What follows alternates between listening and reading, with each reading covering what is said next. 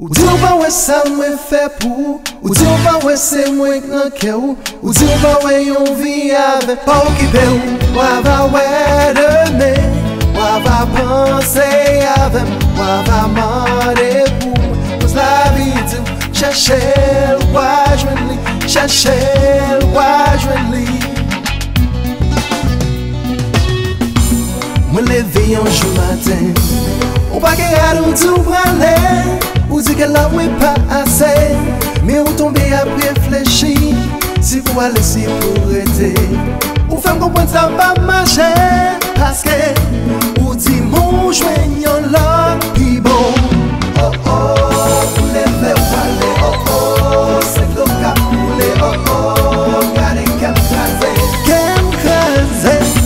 oh oh, vous levez ou aller, oh oh, c'est le cap poulet, oh oh.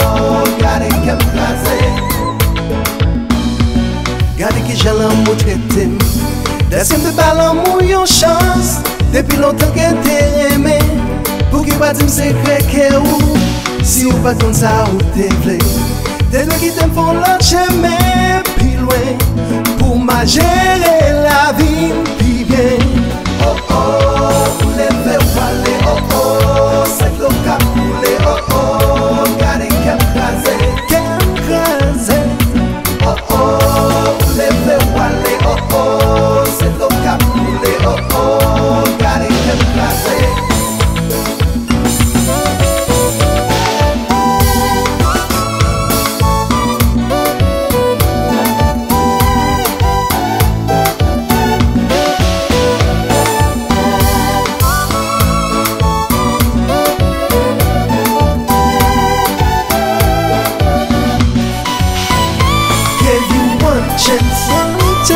My baby, my honey.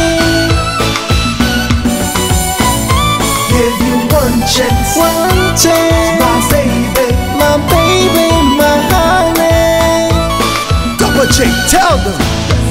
Net tout zami myo ta pale m'siye m'rache m'se ou m'te ple. Ou pose ke mwen tande se fok man mou ki fè m'kampe. Fè riske m'malge l'enfant paski a ou m'te ple fidèle. Malgré an de fok kem lan mou pa m'nante gen pou fiel. Mèm lan nan diskusyon mwen pa jamais tou fè pose ki tout a jamais blesse gè ou. Pare pou ki rezon ti kritik an kwa m'prè chè. D'apre sa m'konstate zami ou gen ou l'of flanè. Elle ave mèm don pou pilat, mwen prenase ou mèt ale.